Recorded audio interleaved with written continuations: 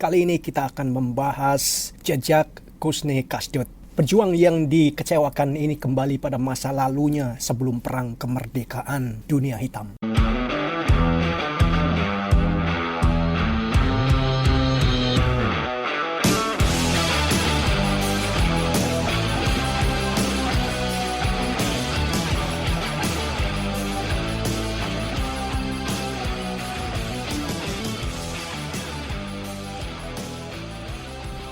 Catatan hebatnya di dunia hitam adalah perampokan di Museum Gajah yang letaknya tidak jauh dari Istana Negara, dan dia berhasil merampok 11 butir berlian.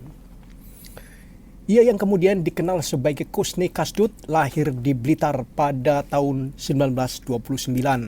Masa kecilnya seperti tertulis dalam buku Apa dan Siapa Sejumlah Orang Indonesia tahun 1981 lebih banyak dihabiskannya di terminal.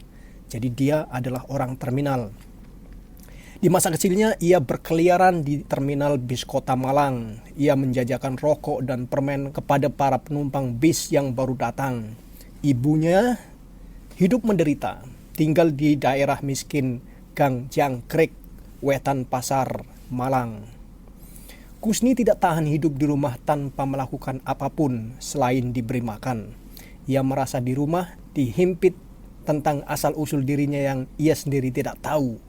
Hal itu mendesaknya untuk berontak, tulis Saiful Rahim dalam biografi tentang Kusney, berjudul Perjalanan Hidup Kusney Kasdut tahun 1980. Mengenai keluarganya, Kusney merasa dia hanya memiliki ibu saja di dunia ini. Ayahnya tak jelas. Saat ia dewasa, ia terlibat perang kemerdekaan tahun 1945 sampai 1949, berarti sekitar 4 tahun, melawan tentara Belanda. Laki-laki yang kerap dijuluki Kancil ini adalah salah satu yang terlincah dalam mencari dana untuk revolusi. Dia berjuang di sekitar front Jawa Timur. Penderitaan akibat menjadi pejuang yang melawan militer Belanda yang kuat dan ganas pun dirasakannya. Ia pernah kena tembak di kaki dan dipenjara oleh Belanda. Semua itu dilakukannya demi Republik Indonesia. Menurut James Siegel, selama revolusi, pria yang kemudian dikenal dengan nama Kusney Kasdut ini menyumbang tenaga dengan cara merampok orang-orang Tionghoa dan membagikan hasil jarahannya pada mereka yang terlibat dalam revolusi. Kusney konon tak tahu menau dan tak tahu nasib hasil jarahannya.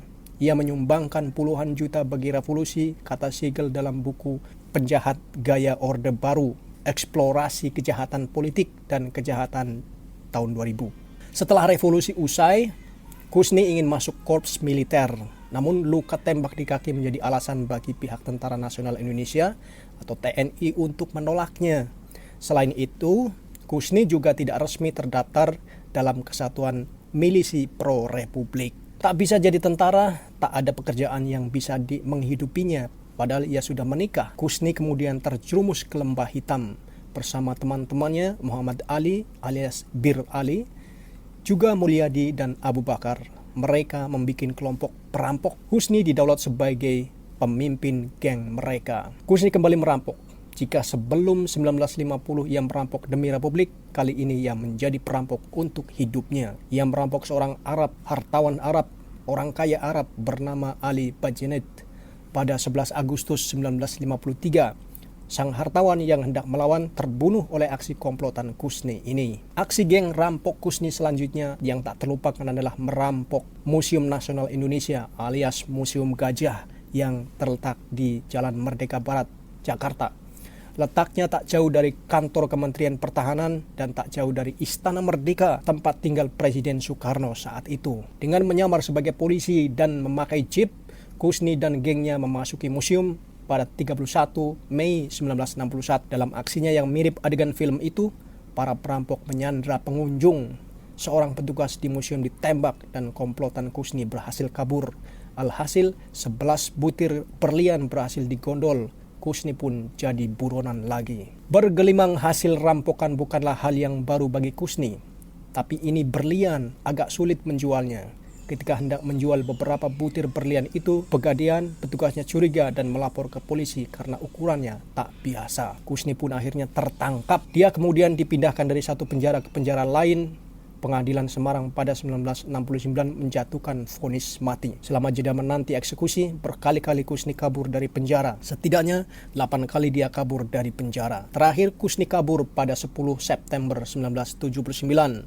Namun dia berhasil tertangkap lagi pada 17 Oktober 1979. Sebelum eksekusi, Kusni sempat mengajukan gerasi. Namun berdasarkan surat keputusan Presiden nomor 32 /G/1979 tertanggal 10 November 1979, Presiden Soeharto menolaknya, maka ia pun dieksekusi pada 16 Februari 1980. Revolusi 17 Agustus 1945 sempat membuat Kusni Kastud jadi pahlawan untuk sementara waktu, tapi ia kemudian jadi buronan nomor 1. Hidupnya berakhir di tangan-tangan regu tembak negara. Demikianlah sekilas info dan semoga menjadi pelajaran kita semua. Assalamualaikum warahmatullahi wabarakatuh.